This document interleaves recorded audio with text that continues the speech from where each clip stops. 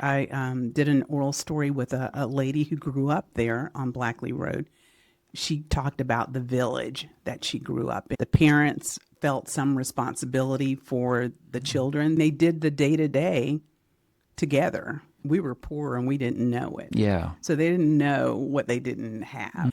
And then they had people who genuinely cared about them.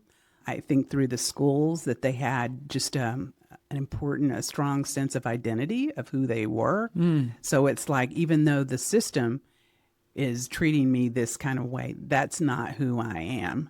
The goal is that future generations will know that Black folks made a contribution in Bristol. I'd love to have a place where people can come and they can engage with the history.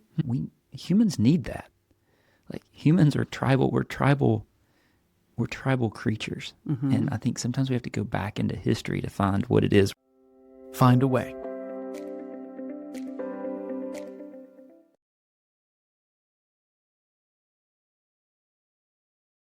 Tina McDaniel, I'm been so looking forward to this conversation, because you are doing such interesting work in Appalachia, and I'm really eager to hear more about it. So welcome. Well, thank you. I'm glad to be here. Yeah. Glad to be here. I'm glad we could finally work it out. Yeah. It's been a bit of a scheduling, but it always is. Everybody's busy. Well, tell me, before we get into what you're doing now, I want to know about your story. So take me back to where your story begins. Okay, so Appalachia is home for me. I was born in Johnson City, Tennessee. So I've lived in Johnson City, lived in Jonesboro, and then Limestone, Tennessee, which is here in Greene County. And currently that's where my 91-year-old mother lives. So that was home for me. But my dad was a pastor. So in the 70s, I guess it was around 1977, he received, I guess, whatever, I can't remember what they call that, but he was sent to a church in Bristol. Okay. So he started pastoring there, and then moved to Bristol in 77, and I've been in Bristol ever since. Graduated from Virginia High School in 1978, so then that kind of tells you my age. So, and then I ended up working for, I went to college, went to Virginia Intermont. Yeah. Went to college whenever I even worked as well. So I worked in telecommunications, did that for about 37 years. So I traveled all over the country. My clients were on the East Coast, the West Coast, the Midwest. Our corporate headquarters was in Kansas City, Missouri. So loved doing that. But whenever I retired in, I guess it was 2016. And, I was just trying to figure out, what I wanted to do. And I wanted to do community work. And then that kind of led to the history work that I'm doing, because I wanted to learn about the history of the African-American community in Bristol. Lived in Bristol most of my adult life, but I really didn't know a lot about that history. So I went to, a couple of places, just, trying to get some information so that I could learn more. And then I was told that, we really don't have any archives, or we don't have any of that history actually recorded. So that was kind of the impetus for the work. It's like, well, that can't be, because I know, there are, African Americans within the community. There are older members of the community, been here, all their life, and would love to know more about that history. So I started spending time with some of the older members of the community, sitting on their front porch, letting them tell me stories of what it was like growing up in Bristol, where they went to school, what were some of the things that they did. And that just really kind of, one thing led to another. Wow. Well, what in those early, so you started almost like capturing the oral history. What of those conversations most what struck you about those, or those things that you didn't expect? Well, this was like really exciting for me. So I learned about an organization called Black in Appalachia. Saw it on social media. They were doing like these community history days, and they were capturing history of the African American community. There was a community history day, I think in Elizabethton, so I attended that. They did another community history day in Greenville, Tennessee. It's like I'm going to drive down there and figure out, what is it that they're doing. And then I met the director, William Isom, and asked him, could we do one of those in Bristol? So in 2019, I coordinated the very first community history day. It was at Slater School there on McDowell Street, which is the community center. And we had people who came in. They brought pictures. They brought newspaper clippings. We collected the very first oral stories. And I guess whenever I think about that, what was most powerful for me was their connection to that school. Because some of them attended, during segregation. That was their school. So they were walking around wanting to know, okay, well, this is where the band room was located. This was where, my teacher so-and-so, this is where she was located. So they wanted to know, what changes had been made, to the actual building. But I felt that connection. And for many, I heard from them, nobody really asked us about our story. So that was the most powerful thing for me. It's like giving them an opportunity to tell their story. What was it like, growing up, in Bristol during segregation, attending, either Slater School on the Tennessee side, Douglas School on the Virginia side? What was that like? So just really feeling the emotion and how connected those folks were with their story, with the building. I think that was really the most powerful thing for me, and really, I think it really wanted me to, kind of dig a little deeper and learn more. Yeah, like story and culture are so connected to a physical place.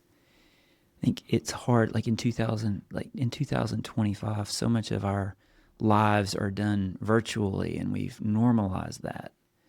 But it's hard to build an authentic culture without a place.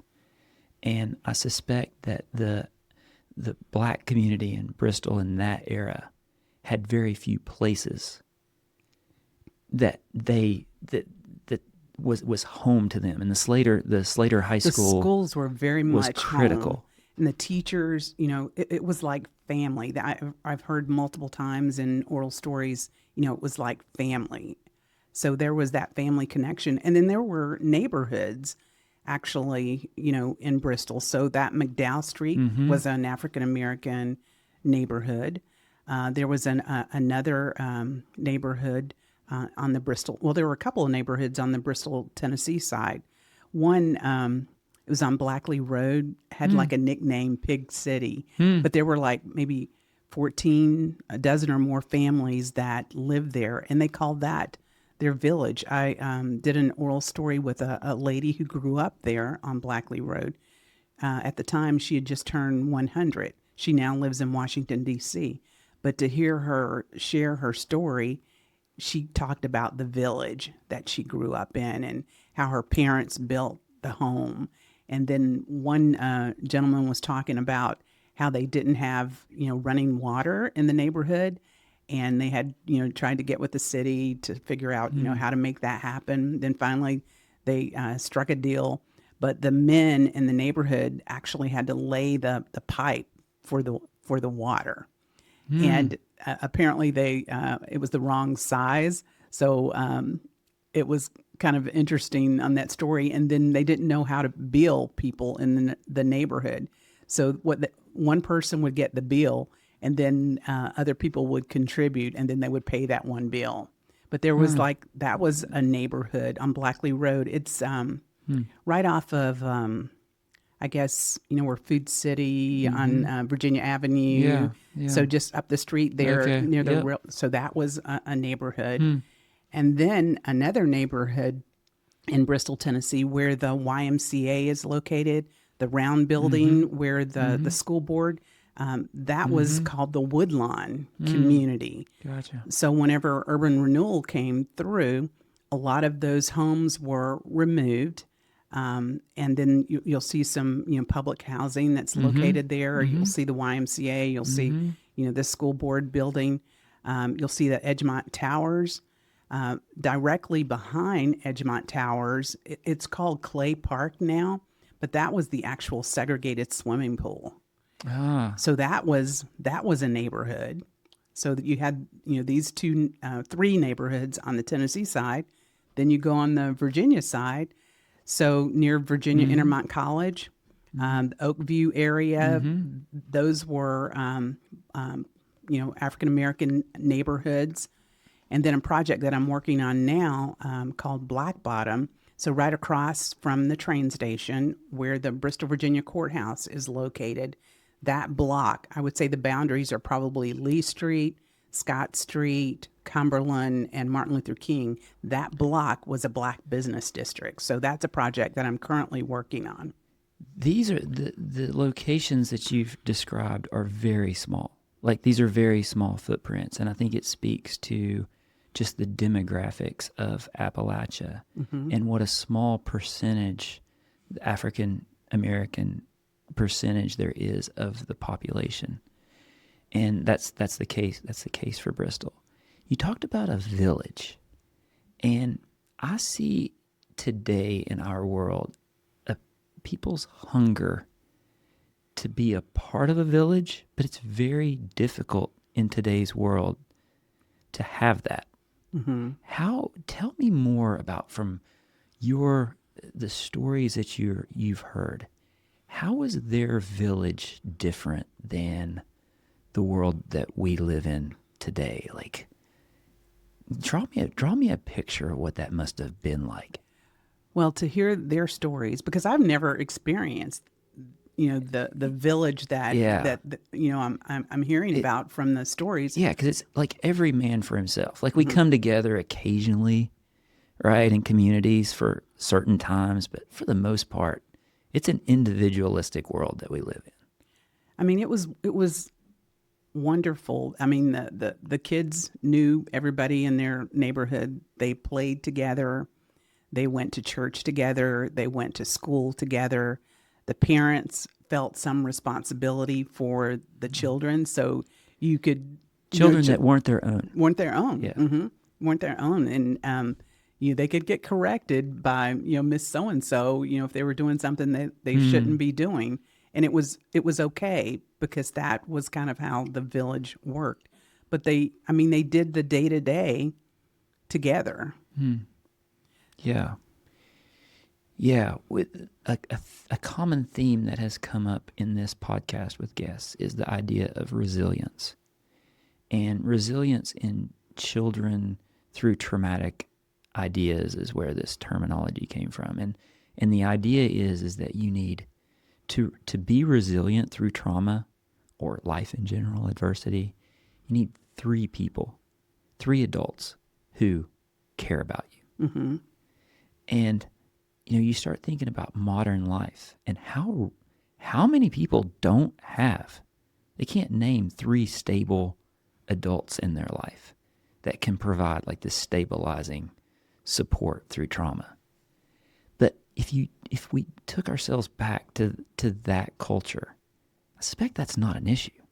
I would say that you would have more than 3. Yeah. You had your pastor, you had your neighbor, you knew your neighbors, which is kind of an interesting concept because sometimes I think we live in communities where we don't even know our neighbors.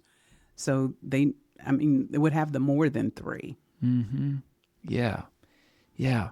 Well, what were when you think about raising kids there and living there, what parts of it, like, I guess what parts of it are would draw you back to that? Like, what are the parts that they may have had that we're still searching for in today's world? Because they didn't have the material. Clearly, right? Like, it's a very economically challenged community in that era, for sure. But tell me about the things that they are nostalgic. Those oral stories on the porch. What are they nostalgic about? Well, I think number one, they didn't know what they did not have. Yeah. And I've heard that multiple times. It's like we were poor and we didn't know it. Yeah. So they didn't know what they didn't have. Mm-hmm. So, there wasn't, this comparison or this desire for something else. They didn't know. And then they had people who genuinely cared about them. Like when I hear about the teachers and, how the teachers really cared about them. And then whenever they left, Douglas or Slater, and then they went to the other schools, that level of care was not there. It was kind of like sink or swim. And some of them did struggle. Some of them had to. And you're talking about when the schools were desegregated. When it was desegregated. Yeah. Mm-hmm, mm-hmm. So I felt like, we didn't know. This is what they would say. It's like, we didn't know what we didn't have. We loved what we had. We had our friends. We had our families. We had our school. Now, they would go downtown and shop with the restrictions that were in place with Jim Crow. So they enjoyed that aspect, but for the most part, they stayed in the neighborhood because they knew that there were certain places that they couldn't go. But for the most part, they stayed in the neighborhood. So I just feel like that sense of care, and then it seemed that everyone felt some level of accountability for the other. So you weren't only responsible for yourself; you were responsible for others in this village. I think so. Yeah. It's these are all things that I feel like we've as a culture we've largely lost, and I sense this yearning from people to humans need that. Like humans are tribal. We're tribal creatures, and I think sometimes we have to go back into history to find what it is we're looking for here. I mean, the beauty of it is that they survived and did well. I mean, many ended up leaving and going other places. But what happened with desegregation is those communities, all of that was broken. They had to move to other neighborhoods, and now it's like, well, I don't see so-and-so, maybe once or twice a year, or, it just really kind of dissolved that structure. Yeah, because place is important, right? Like the physical place is important. Tell me about what you've learned about the Jim Crow era on State Street, because I don't want to romanticize this era, because it's not something that should be romanticized. Right. There's pain and suffering every day. Tell me about what you've learned from your studies about that era. I think most of what I know, I heard, from folks who grew up here, and it's their personal experience. So one of the things, whenever you talk to people sometimes about, what was it like during segregation here in Bristol, you hear, well, it wasn't that bad. We didn't have any problems here. So that was the narrative that I knew. But then after talking to folks, it's like maybe you didn't have the problems that you would have like in an Atlanta or a larger city, but segregation was alive and well in Bristol. There was one story that just really kind of broke my heart, and the person was telling me about his mother, that she had a position at one of the department stores downtown, and her job was to make sure that the window was dressed. So that, and apparently she was just very talented, at doing that. But she couldn't work during the daytime. She had to come, when the store was closed in the evening and do the window dressing, because, they couldn't have someone that looked like her, in the store doing that type work, during the daytime. Hmm. So that was and then the person who told me the story, I mean, it just really kind of broke his heart that his mother, had to experience that. Yeah. So, I mean, the segregation was alive and well, as far as one lady told me, she's in her 80s now, and she said that, she would go shopping downtown, but if she needed to go to the restroom, she would have to go to the train station because she couldn't use the restroom, there in the, in the stores, the department stores. So, you could be on the other end, it's a on the long other way. State Street, but you got to walk up to the train station. Yeah, and I've heard stories about how the Paramount and the Cameo were very, very segregated. Yeah, there was the Paramount. I'm trying to think of. There were a lot of theaters I'm learning that were located in Bristol. So they're from the African American community. They talk about a Columbia Theater, that was one place where they could go. But they talked about having to sit in the balcony, and it's kind of like turning lemons into lemonade. They thought, well, you know what? We had the best seats in the house, sitting on the balcony. But of course, there was the side entrance, and then they had to, sit in the balcony. So that was a thing. So in the Black Bottom area, there was a bakery that, in many of the stories, they talk about this Peter Pan Bakery and how much they loved Peter Pan Bakery. But above Peter Pan Bakery, there was a bowling alley. So, the black members of the city could bowl there. There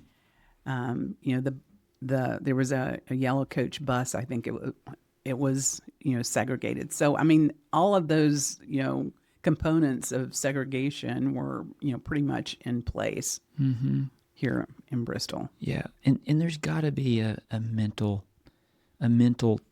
toll about that all of these subtle and not so subtle aspects of segregation.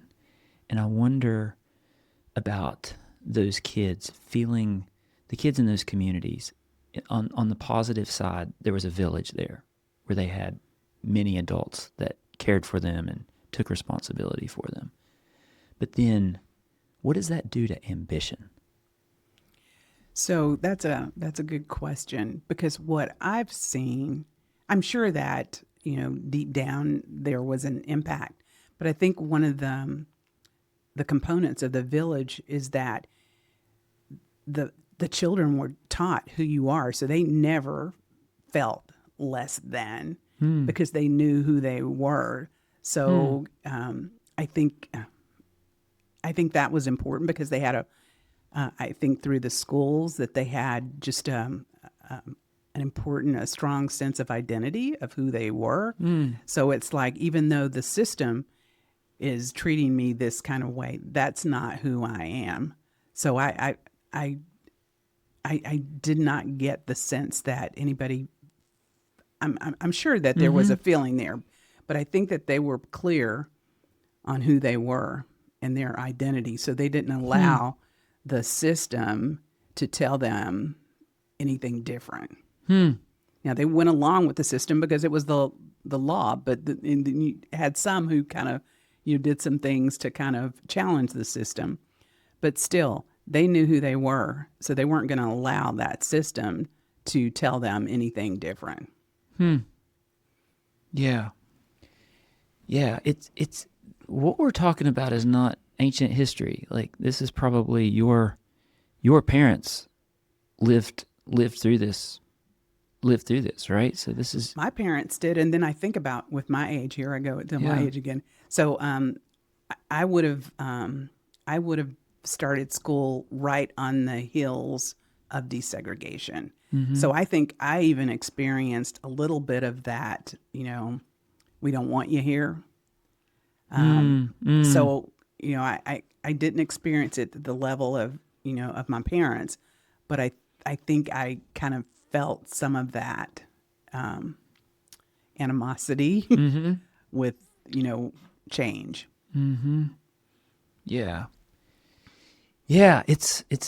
I was at for spring break this year, we ended up going to, we had a game in Mississippi. It's like, great, get to spring break in Mississippi. What are we gonna, how are we gonna salvage spring break?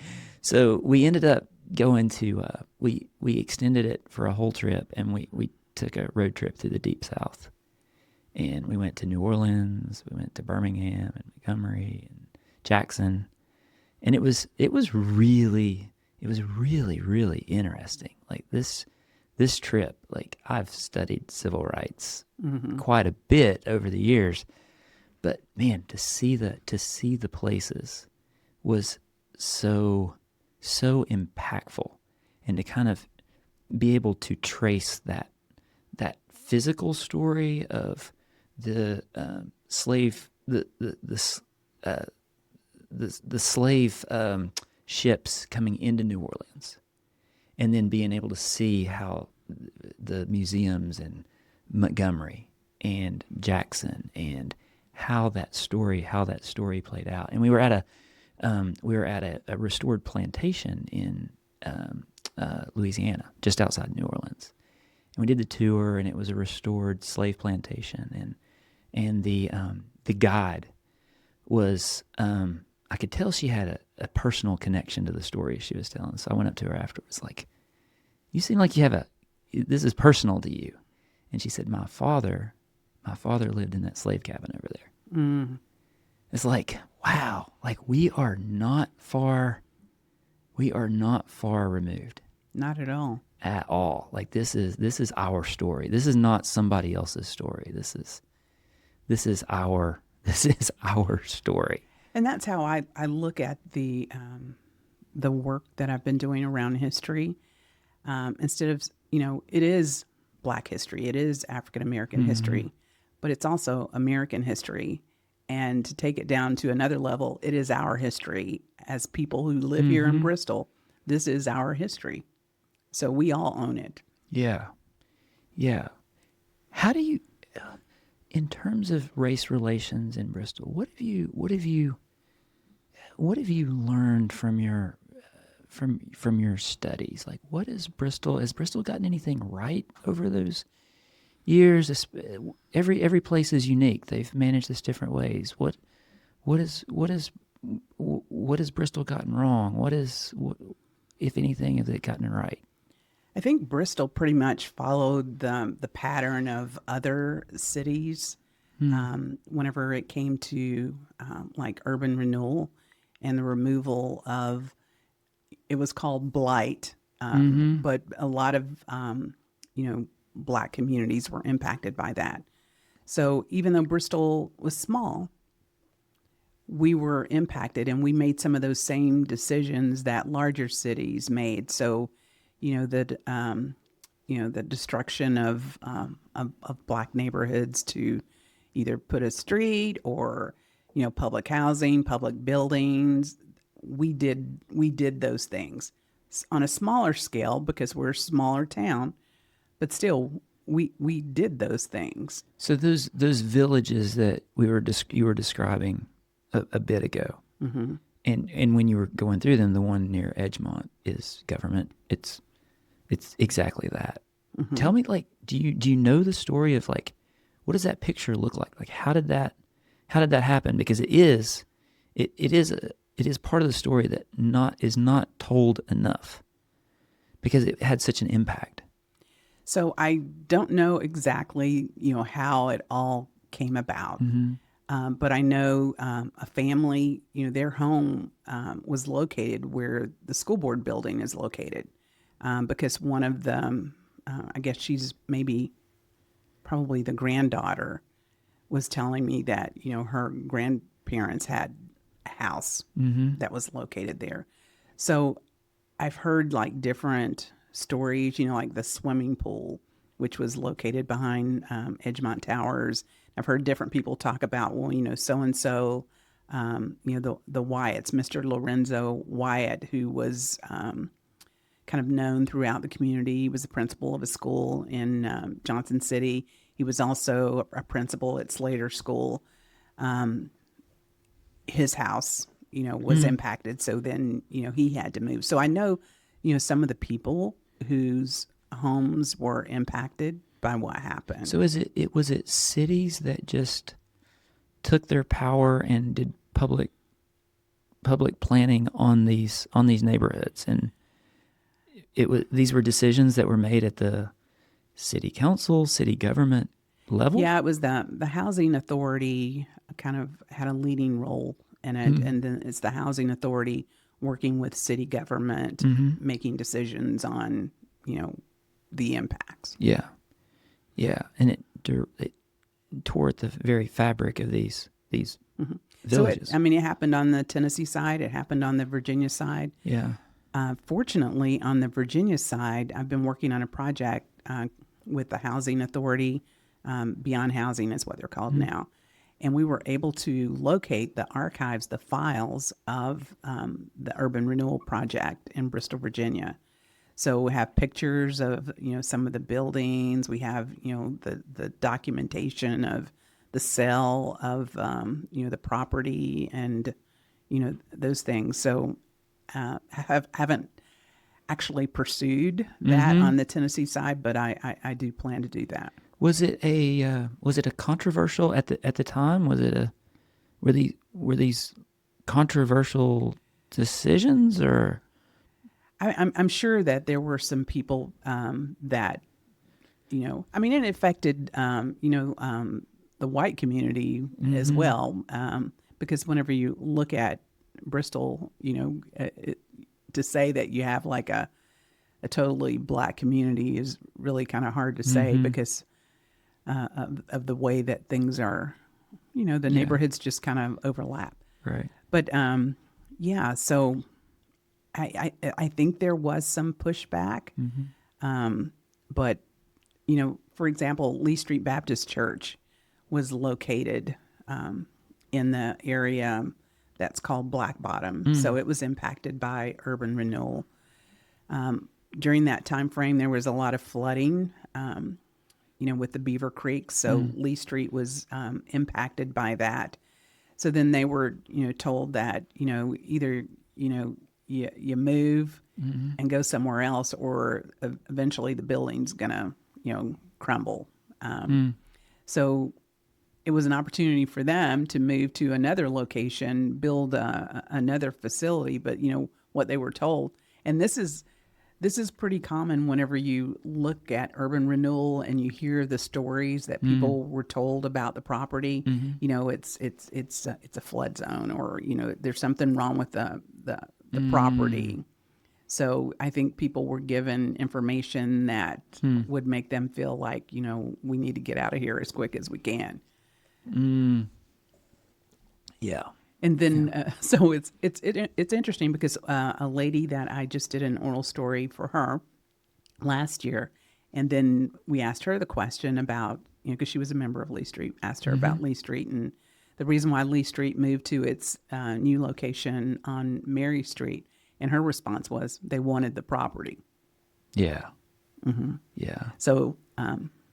Yeah, that's usually the real answer, right? Yeah, and she's very blunt, and and how she expresses herself. But her response was, they wanted the property. Yeah. It's such a unique opportunity for you to hear the stories of these people that have lived 100 years and through such interesting times. Like the adversity that they must have overcome in those 100 years. And the amount of change in those 100 years. Like, what, they born in the 20s? Like, there's one lady that I was able to locate, and she currently lives in Cheyenne, Wyoming. So she, we did a Zoom oral story collection with her. So working with Black in Appalachia. So she lived right across the street from Douglas School. Her family had a little mom and pop store.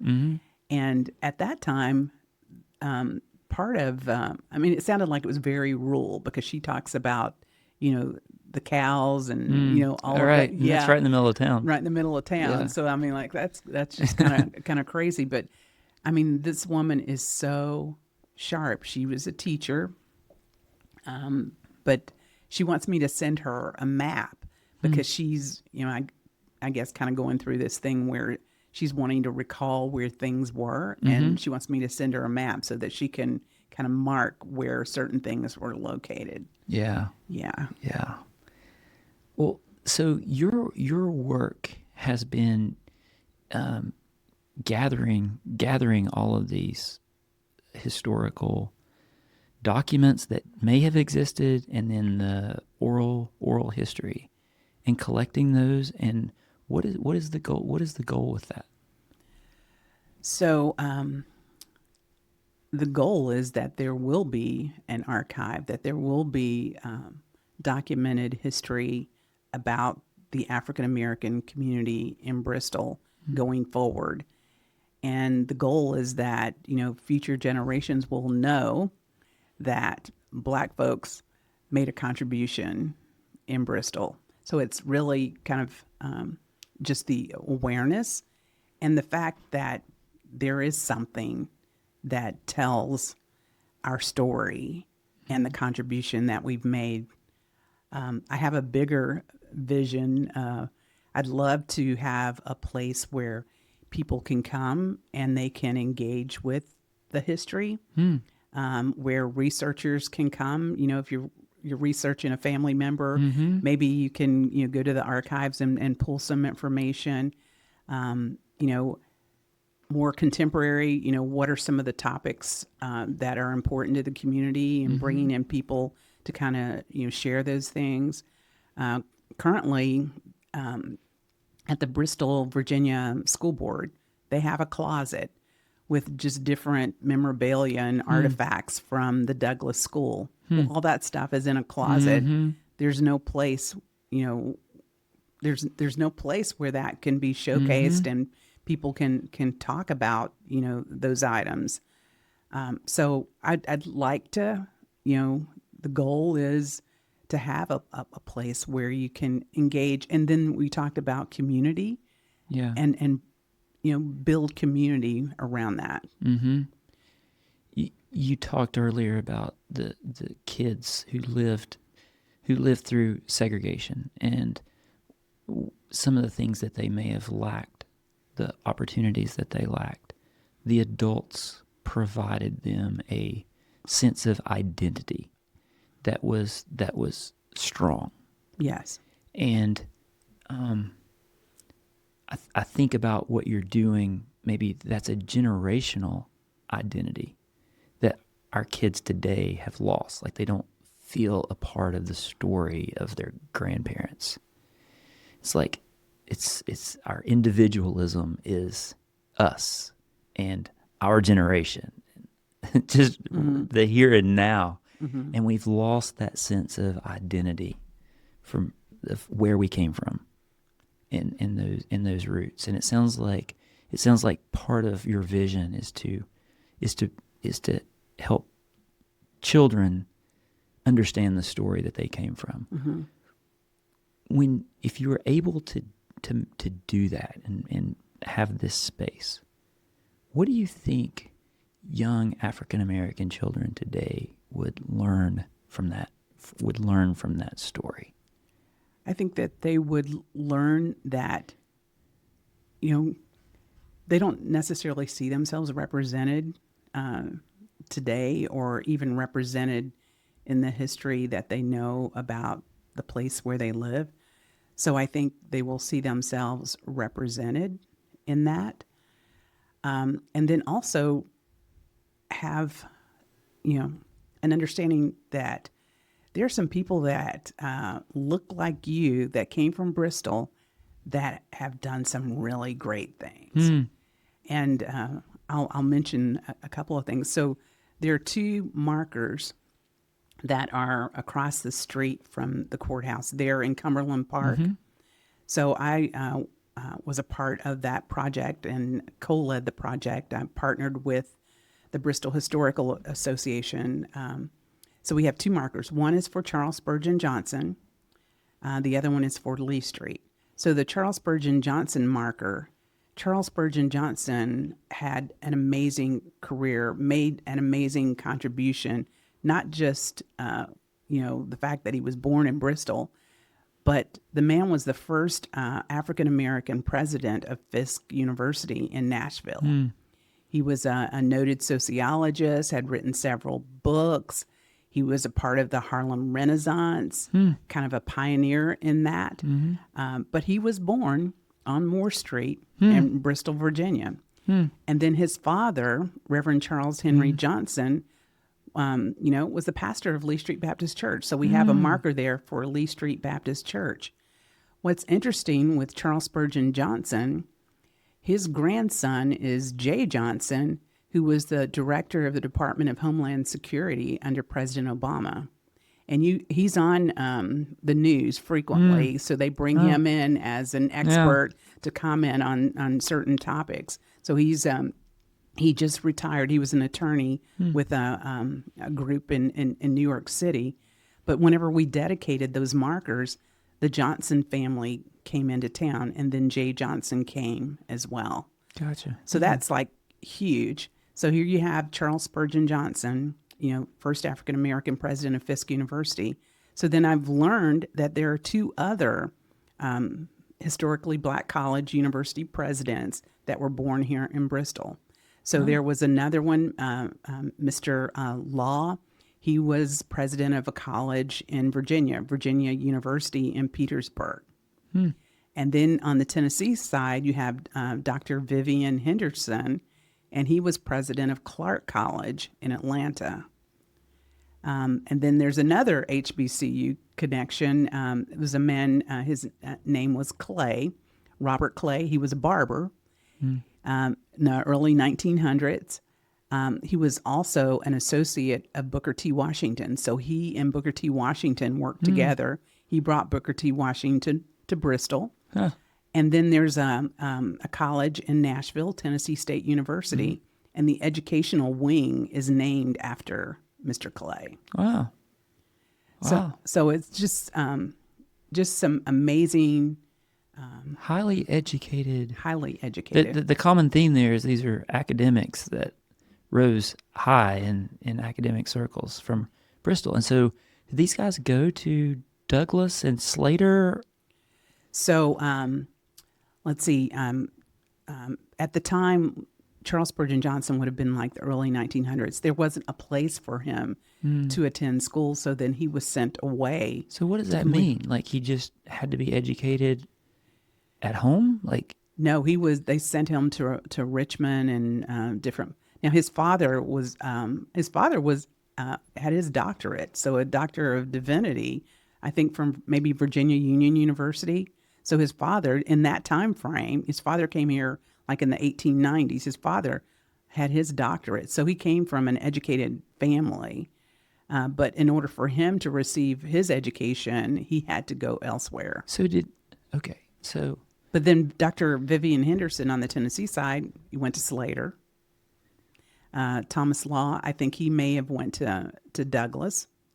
So there was some I know his family went to Douglas for sure. So there was good work being done in these under-resourced schools, like what they didn't have in resources. They must have made up for in other ways to produce people like this. Well, the teachers that were brought in were highly educated. Yeah. I mean, they received their education at different schools, but I mean, many of them were very, well educated. Yeah.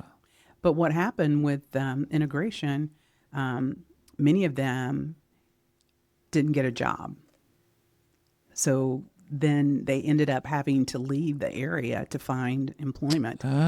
Or the ones that, stayed had to do something else. So I imagine they ended up in urban cities where the opportunities were. Mm-hmm. Yeah. I'm really careful about romanticizing the past with communities that there's plenty of adversity there. There's plenty of negative parts of it. But I talk to teachers now, and the things I bet that those teachers did well, our teachers today don't have time to do. Probably. Because they're so burdened by 21st century nonsense, like the administrative tasks and the testing and exactly. It's like, and I'm sure that they probably want the freedom to teach, but yeah, there's something like magical about going back to school, like just having a space and no administrative burden. Just go teach. Just go teach these kids. Yeah. Well, so take me back to the story about Charles Spurgeon's father, who came to Bristol in the 1800s. So we're talking about like right after emancipation. 1890s. He has a doctorate. How and why does he end up in Bristol, and what must that have been like? I don't know the story of how he ended up in Bristol, but maybe Lee Street. Yeah, there was an opportunity for him to come and pastor as a pastor. So that's how he came here. So but his name is on a lot of different documents. So I think he played an important role in providing structure and leadership to the community from both a religious perspective, but also from an economic perspective. Because during that time frame, in that Black Bottom area, one of the businesses was called the Bristol Enterprise Trading Company. Well, it was a grocery store. So the grocery store had like a little board of people who I guess were the ones who kind of oversaw the business. So he was one of, his name was on there as one of the board members. So I think he played, just an important role. Actually, I feel like that they had things in place as far as an infrastructure for entrepreneurs and businesses that we don't have today. That would be really fascinating to learn more about. To learn more about that, because like starting a business is incredibly difficult at any point in history. But starting a business where your business is dependent upon that tiny little geographical footprint that you're talking, I mean, the African American community makes up what, like 2 or 3% of the population? I think on the Tennessee side, it's like maybe 2.9 or something like that. On the Virginia side, it's a little bit more. It's probably about maybe 5 or 6. But you're talking about like how do you build businesses with such a small market? In such a small, Bristol's small to begin with, and then you take a very small, like it would have had to have been a communal effort. Oh, absolutely. To make these businesses work. I bet there's a lot to learn from there. So, like within Black Bottom, around 1896, there were probably 11 businesses that were there, and we pulled that information from the city directory. And then by the time you get to the late 1930s, 1940s, it was close to 30. So these are Black-owned businesses? These are Black-owned businesses. Mm-hmm. What were the 11? Do you remember? Like, I have that list because I went back and looked at the city directories, but I can tell you that there, was like the grocery store, barber shops were everywhere. So beauty shops, a lodge, later on, there was a cab company, Carter Cab Company. But beauty shops, and hearing stories about beauty shops and barber shops. So barber shops were interesting. So I didn't know this, is that, some of the African American barbers only did white hair. Wow. Mm-hmm. Tell me, help me understand, because barbershops have always been a central part of African American culture and neighborhoods. And you said there were several in Black Bottom. Mm-hmm. Why? What made them so important? Well, I think historically, whenever I think about barbering, this was before white people became interested in Mm. barbering. So it was probably not considered a highly skilled position. Mm-hmm. So, but it was a good position, and those barbers, those black barbers, were, very successful, and did very well. Hmm. So, like the Mr. Clay that I Mm-hmm. mentioned, so he worked with Booker T. Washington. He was an associate of Booker T. Washington, and I found a document where he was attending. It was the Negro Business League Hmm. conference, and he was talking about, you know, I know that this is not the Hmm. terminology he used, but best practices in barbering. Hmm.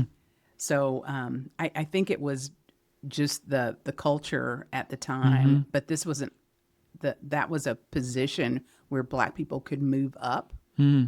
Hmm. But then later that shifted. But I think it was just an opportunity for it was one of those positions where black people could kind of move up Hmm. Yeah. and make a good living. Yeah. Yeah. It seems like it's also a place for community. Like it's not just a place where you go get your hair cut. Hmm. I remember when I first moved to Bristol, I went to get my hair cut at a place called the Palace downtown. I remember the You palace. remember the Palace? Hmm. Yeah, like old time. Was it on Moore? Yeah, it was right there on the corner. I think Hmm. the museum, Hmm. where the museum is, the Country Music Museum is now.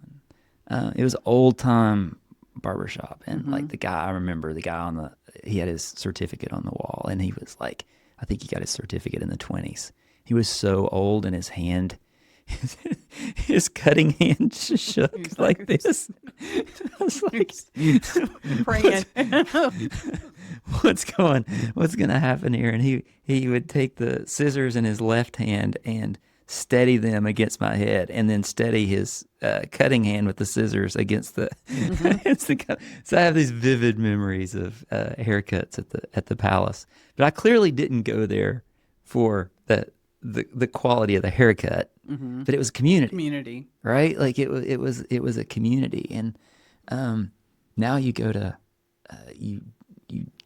Supercuts on an app or Hmm. whatever. It's like we've lost that. Like these are things that we've lost, but they historically they've been so critical to us as humans. Yeah, I think it was just a gathering place where you could see people that Yeah, you knew, and you just yeah, enjoyed the time being there. I'm sure that they had like board games or something, maybe play yeah, checkers or something. yeah.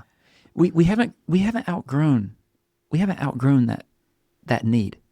Like technology has removed it from a lot of our lives, but I don't think we've outgrown that as humans.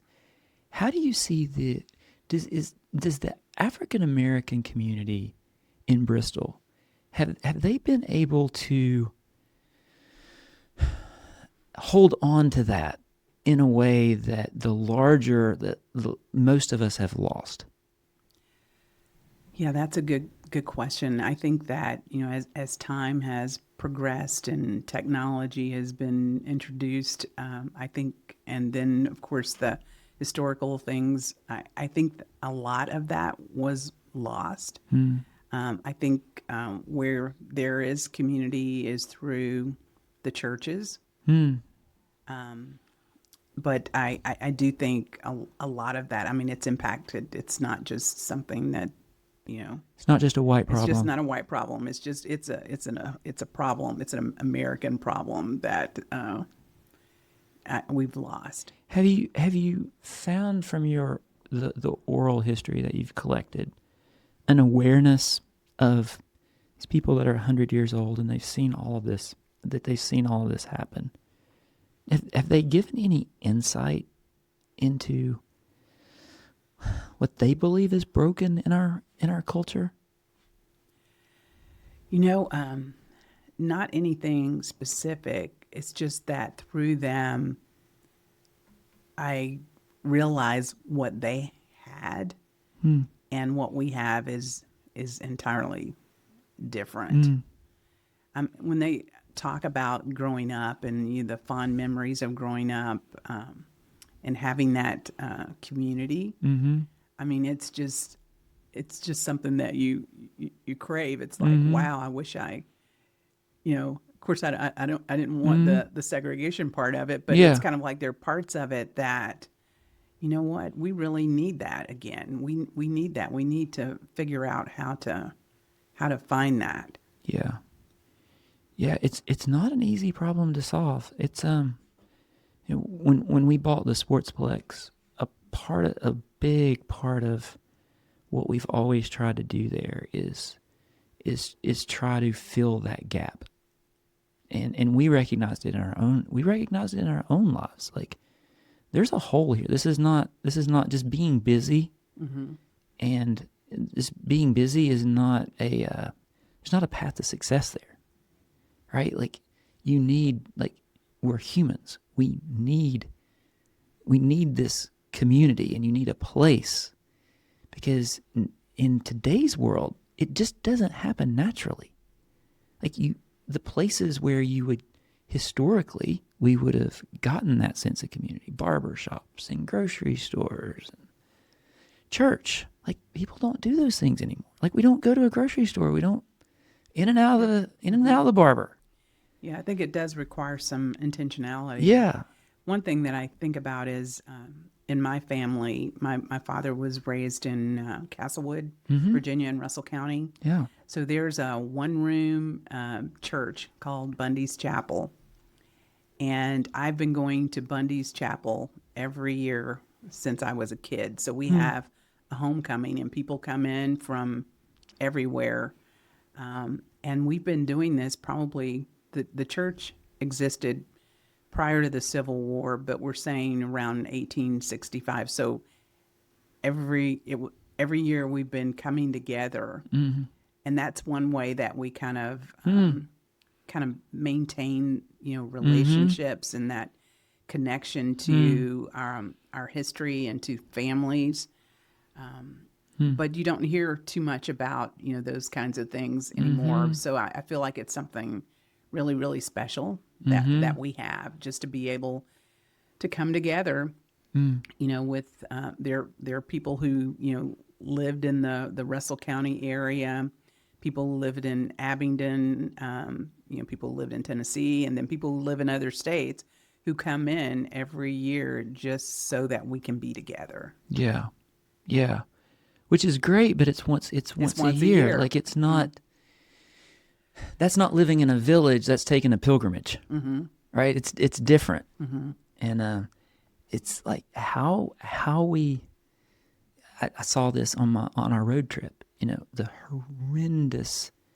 horrendous conditions that these early African slaves experienced, and the conditions that they were living in.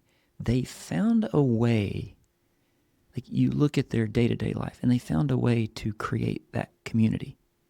And these aren't people that they grew up with. Like, they're from all different countries.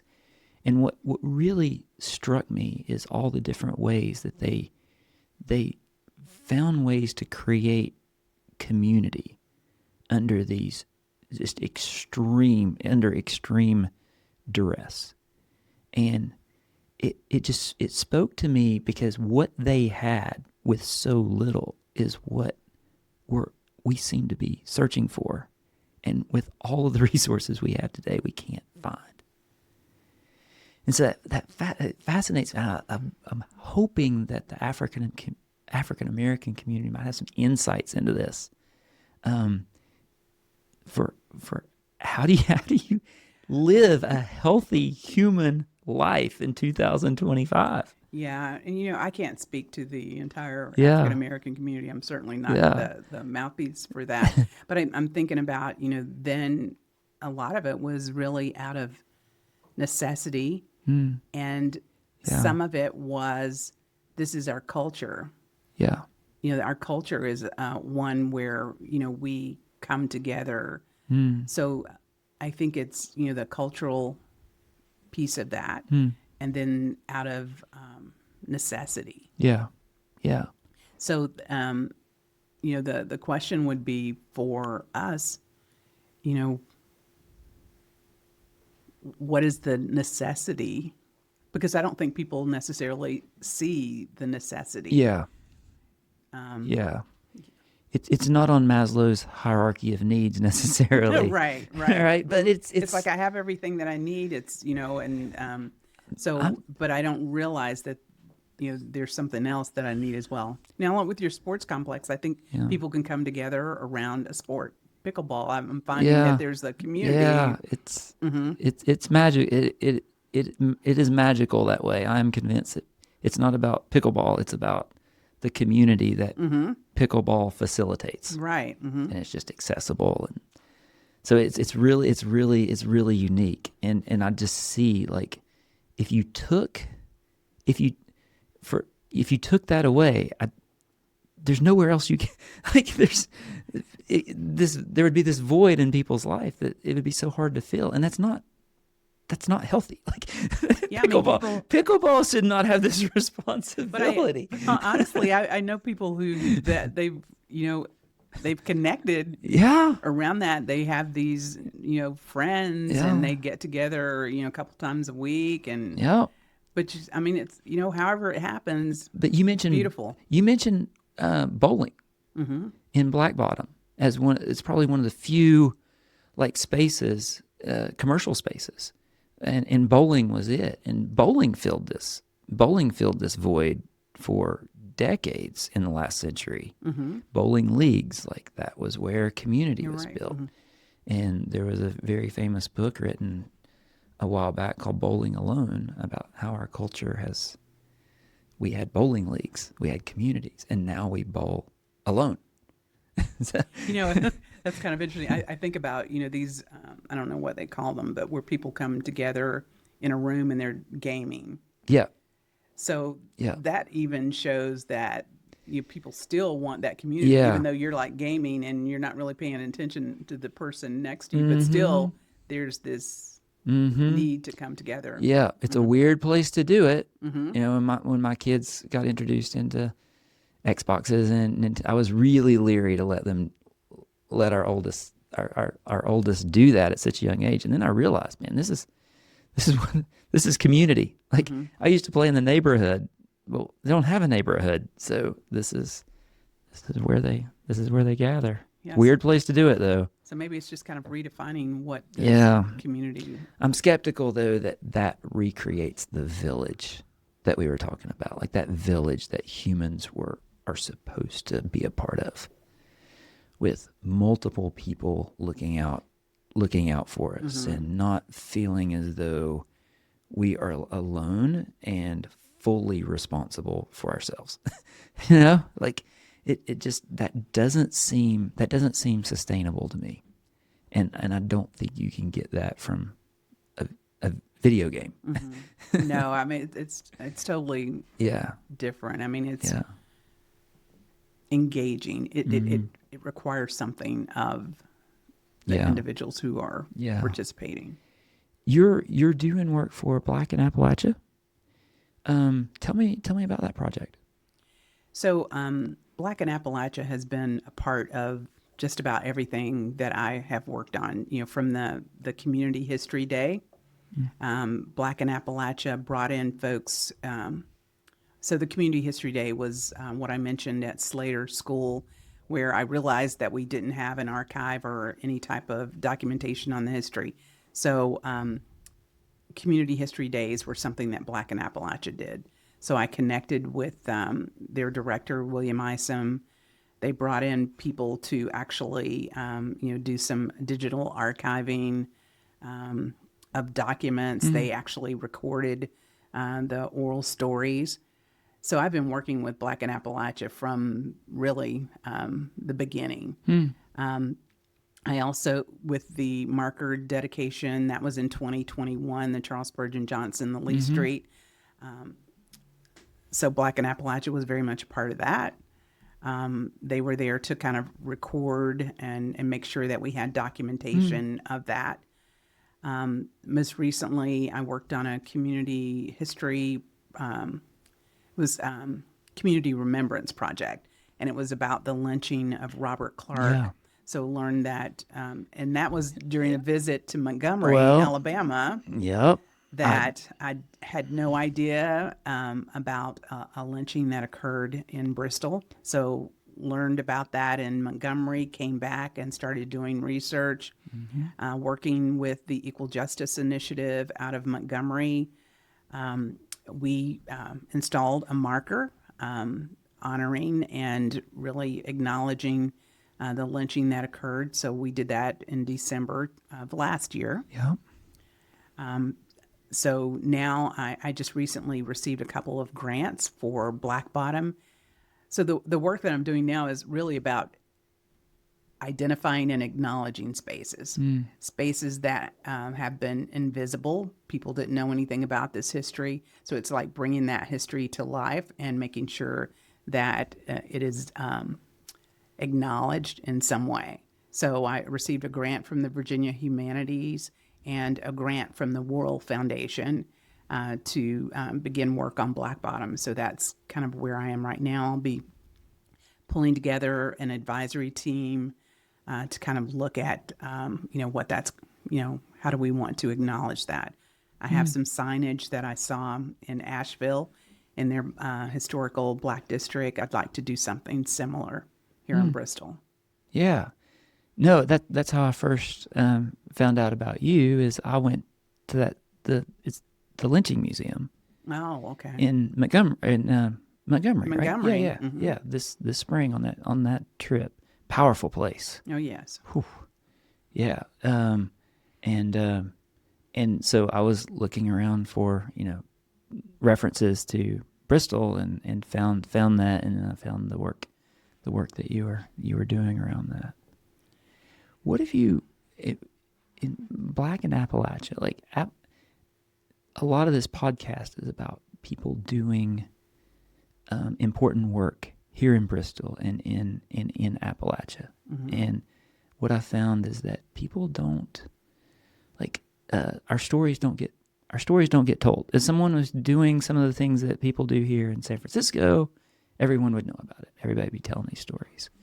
And so what have you learned from the larger Black in Appalachia work about is there a common experience of African Americans in this particular place that's different that's unique?